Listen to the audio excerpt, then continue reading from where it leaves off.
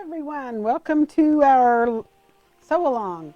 Time gets away from me. I'm sitting here waiting for 5 o'clock to hit, and then I just almost missed it. So welcome. It's Tuesday night, and we're going to continue with our Duck Duck Goose project. I have got a lot of information for you tonight. We're going to not necessarily do a new unit, but we're going to talk about what you're going to do with some of those geese that you've made already. First of all, I have a picture, and you might have seen on Facebook, I posted a picture of this just in case you're curious where we're headed. This is kind of my vision for where we're headed, and the question marks are because I'm not ready to reveal what those boxes are. Those are all represent pieced borders, separated by some unpieced borders, just some plain borders. And so on the handouts tonight that I'll post later, there will be a list, and I called it a guesstimate of how much fabric you need, because if you make the whole quilt as shown here on the screen, it is about 90 by 105 inches. And of course you don't have to make it that big. We're going to start from the center and work our way out. So you could stop on any border you choose and end up with a table topper, a wall quilt, a throw quilt, all the way up to a bed-size quilt. So that's where we're headed.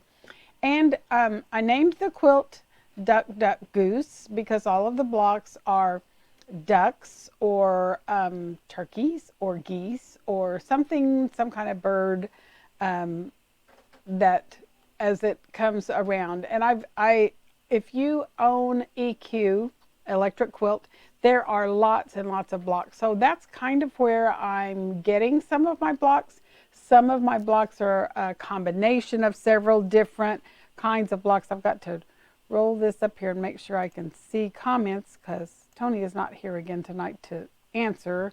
So I'll check as we go. So as a general rule, the guesstimates of fabric is just that, a guesstimate. Mine's going to be scrappy, so I put 2.5 yards of background, but my backgrounds aren't going to be the same. I put 3 yards of a main color, but I'm using fat quarters, so you of course can use that too. If you decided you wanted all of what you see on the picture as a pale green border, if you wanted all of those to be the same, there's an amount on the handout that is kind of a guesstimate of what it would take to do all the borders, all of those plain borders the same. So the last couple of weeks we've been making flying geese. Tonight I'm going to show you what to do with those geese, or something you can do with those geese. And I was toying with the idea of, as you see in the picture, having 4 center blocks make up the medallion in the center. I ended up with just a single block in the center with some borders around it. So we'll be working on that, where the big green question mark is, as the next couple of weeks goes along. So I wanted to share with you, first of all, how I assemble my geese as I'm stitching them, and how I press, how I decide what to press. So I have some geese that are ready to stitch together. Now, when you're stitching, I want to be able to see the intersection. So when I flip this over, I want to make sure that I can see that cross, where those two seams cross. Last week, I think I put a mark there so you could see where the crisscross was. You'll be able to see it really well on your as you're stitching, but I want to make sure that as I stitch across, I hit that intersection. If you feel the need to pin, now's a good time to pin, and I typically pin where I'm going to come through the seam last, and any places that need to match up, and I would pin somewhere along in there. I don't always pin the beginning because I can get that under the needle and control it, and that's the purpose of pinning, is to control the fabric. So as I go through, I want to hit that intersection. If I hit on the goose side of that intersection, I'm going to chop off my goose's beak.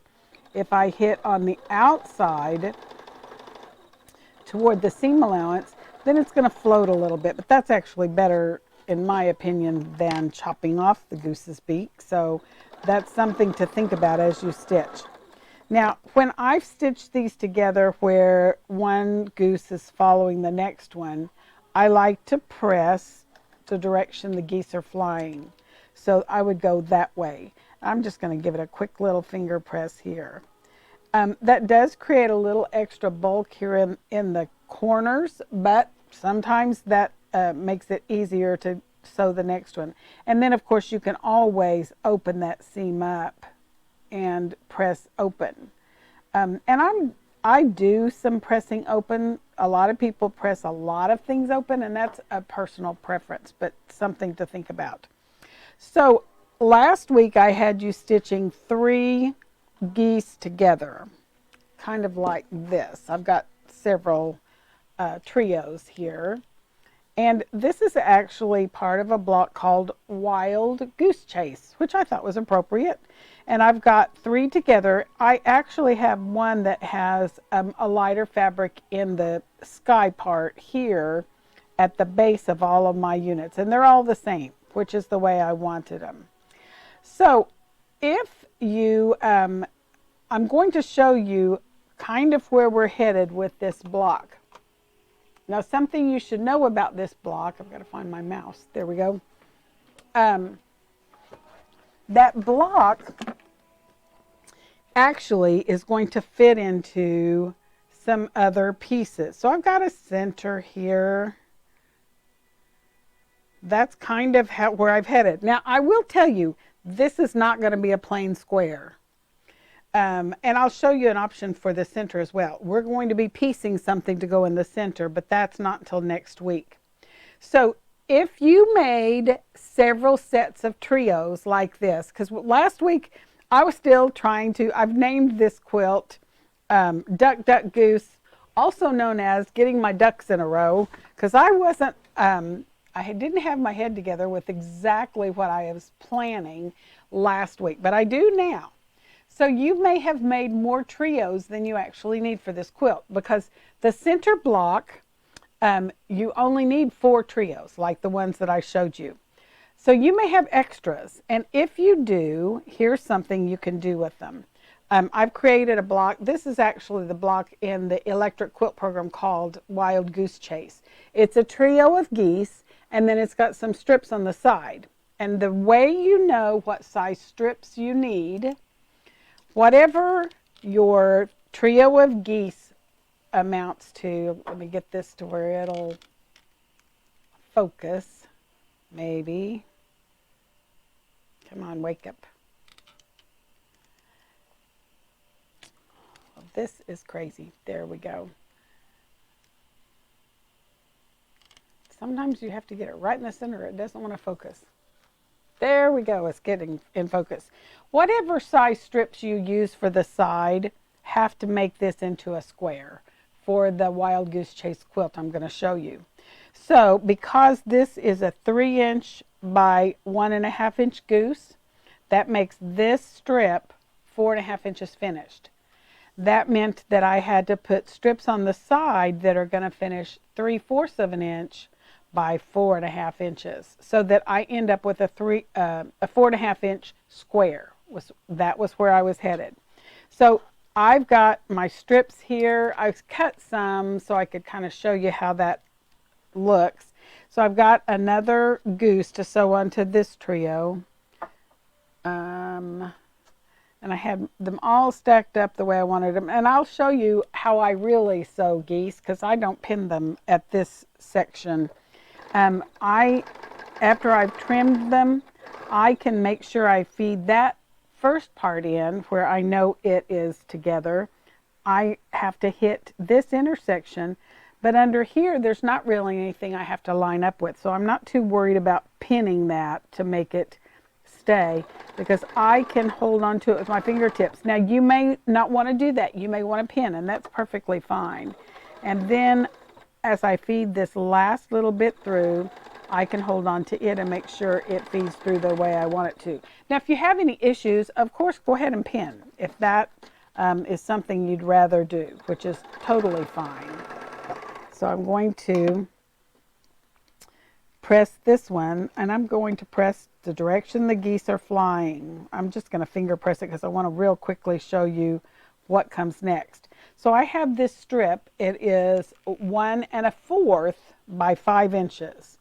And I'm going to flip my geese over. Now on this, that corner here is kind of a blind corner because of the way I've pressed. I can't see from this side where that actually belongs. So in that case, I may actually pin this, and you can do that a couple of different ways. I'm going to go from this side because I want to make sure that when I stitch, I'm stitching 1/4 of an inch from the edge, but I also want it to hit that intersection where that comes to a point. So I'm going to pin here just to contain that. And then I'm going to peek under here, and I'm going to find that intersection. I want to make sure that I match that up. And it actually may, I'm going to flip it back over because I think I may have a better time going from this side because I want to hit that intersection where the geese matches up.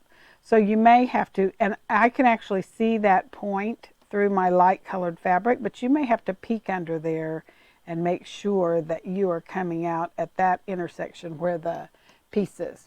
Okay, Teresa says, what size are these geese? These are 1 1/2 inches by 3 inches finished. That means I'm going to trim them with my wing clipper to 2 inches by 3 1/2. That gives me what I need for my seam allowance. Now this is my placement pin. We've talked about that in the past, where I find the point that I want to match up, and I just leave the pin in there and then angle another one in to actually hold it in place. Here's the next one, and I actually didn't press that with the iron, but I just want to show you where you would pin. I can actually see my line there where my blue fabric comes to a point right there.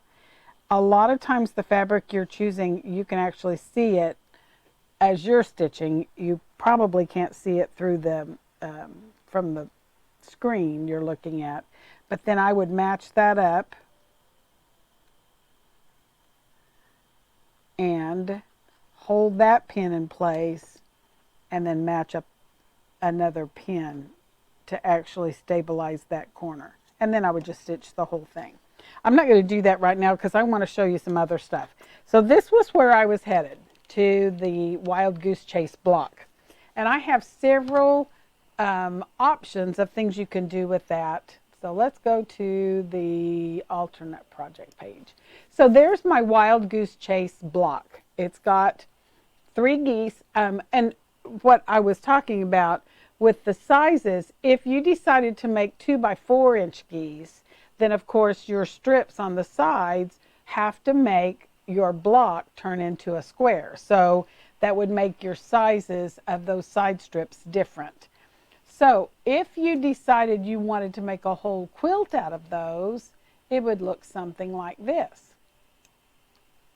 And that I decided just to put them in kind of a swirl, which you could do. And this is what it would look like if all of your Wild Goose Chase blocks were the same 3 fabrics, which is totally a doable thing. But if you wanted to make it where you put an alternate color or a contrasting color instead of, like I did on this one where I've got the background color in those strips, it creates a frame around all of your Wild Goose Chase, your trios of geese.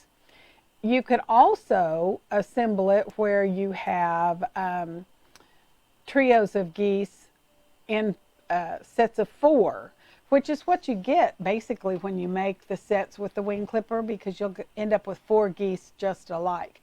So you could make blocks, and I just did a couple of them so you could see what that would look like. Or you could do totally scrappy, which is typically my go-to choice for putting together things like this. But it would make a really quick little quilt, and you could make a charity quilt or a baby quilt pretty quickly, just making flying geese, turning them into trios of geese, and then putting the 2 strips on the side to make the Wild Goose Chase block. So that's one thing you can do with the trios. We're making the trios into these strips that are going to go on the side. So that's part of what's going to go in the center. I'm not going to stitch this on yet because that's actually going to be a pieced unit. I just put a spacer there so you'd know where we were headed with that. So what we're going to do is actually build a block, and I put the block that you see on the overhead camera in the center, but there's actually going to be more piecing around it. You can kind of see that from my picture because I've still got question marks. Let me move a few things over. So on this, I have several double geese, and I decided to call them Wild Goose Chase too because they're following each other. But notice you have options for how you put it together. You can put it together where the way this one is, where I've got doubles of geese, and then in the center I've got some geese that are not following each other, but back to back. Let me show you what I'm talking about. There's my geese that are back to back, and there's actually a seam across that. That makes it look like a squared unit, which you could actually do. But since we were making geese, I just added that to the geese we were making. But I want to show you what you could do with a double flying goose, because that's a double back to back. That could actually become the center of your block that's going to be your medallion. That's not what I'm going to put in the center. I'm probably going to put a plain black square, and as that block emerges, you'll see why. But that is certainly an option to add a squared unit right in the center. You could also put a squared unit of assorted sizes in the corners. You could build it with a smaller unit where you had to put some strips on the outside, or you could just make it bigger and fill that corner, because you can put a pieced unit in a space even if it's not what was actually there in the first block that you saw. So this is just kind of playing with shapes. So I wanted to show you how I stitched this, because since the way that you press these as you're stitching them, you end up with your geese not nesting for these seams. So this I do pin. So I can feel with my fingertips when I have those two seams lined up. And the reason I pin it is to keep them stacked on top of each other. Since they don't nest, it will tend to want to shift on you when you stitch it through the machine. So I pin that just to kind of keep those two seams contained. And then I'm going to stitch that together, and I'm just using my 1/4 inch seam allowance as I'm going across that. And I do press this seam open because the bulk that I would end up with on the corners, since that those two seams come together, I think that would be a little bit hard to work with. So I press that seam open for that particular unit. Let me find my, there it is. I've had 4 or 5 fabric tags laying around here today, and now I've only got one left. I'll have to find the others. So this one is ready to press, and I'm going to press it open. I'm just going to finger press it right now. I'm not going to take the time to get up and press it because I have more things to show you. So this would be the center of that Wild Goose Chase pieced border. It's double geese instead of triples. I'll go back to that picture so you can see what I'm talking about. So I've got double geese, and I've actually got one stitched together, but remember I'm doing scrappy, so mine's going to be more like this. Yours can be scrappy. It can be a planned, same block over and over. So let me move this out of my way so you can see it. This is my border, or one of them. Got to go this way. So this is where I'm headed, and I'm going to put that black one that has the pale green there in the center. So I've got my whole strip stitched. I've got my black center. Let me back up where you can see it. My black center with my green corners in the center, and then I have my geese, my doubles sewn together. Now, that means you're going to have several geese. And if you've already stitched some together, if you stitched more triples than you need, you can always take some apart and change them back to doubles, because that's all you're going to need for this. Now, that being said, you don't have to arrange yours this way. You could actually make it a wild goose chase border where they just follow the leader. Now, this is just totally scrappy. This was that charm pack that I used, where I ended up with some light and some dark sky parts and some light and dark geese, just all mixed up. So that is one option as well. Let me show you kind of what that looks like. This is if you just put them side by side by side. And that is an option that you can use as well. So that's a couple of things you can do with your wild goose chase border. So this will all be in the handouts. There's actually going to be 3 pages of handouts for you to look at. It'll have the kind of the vision of where we're going. It'll have the block, that's your medallion, that kind of shows you this. Just keep in mind this is actually going to be a pieced unit that we're going to learn next week. And then the center. And I'm actually not going to stitch this together. If you decided you did not want a pieced unit here, you could always go ahead and stitch that together. But I'm going to save my trios until I get my pieced units done. So that's an option for you. Now on the wild goose chase border that you have, 6, 8, you're going to have 16 geese on each side. And I don't have anything in the corners for a reason, because something else is going in there.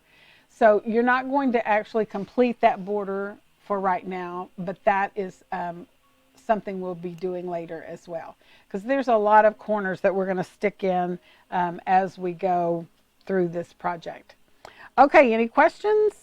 I think I answered the one. I got a lot of hellos from different people, so it's nice to see Pamela back. I hadn't seen her for a couple of weeks, so it's good to see everybody here. So be sure and check the handouts. It gives you kind of a guesstimate for how much fabric you need, and it also gives you the information for getting this much of your quilt done. And there is also on those pages a note to tell you what size those green strips are that are the plain borders. Keep in mind when you're doing a quilt that has, let me go back to the right screen. When you're doing a quilt that has pieced borders, it's often necessary to put a plain border in between pieced borders just to make sure that the sizes fit. And so that's often sometimes called a coping border. So as we go, I'll tell you how big those border strips need to be and how big the quilt would be if you stopped right there, which you may be able to make a quilt several times doing these techniques. So until next week, happy sewing. If you have questions, be sure and contact us and come see us. We're here and we have lots of fun fabric for you, as well as lots of nice patterns. So until next time, happy sewing.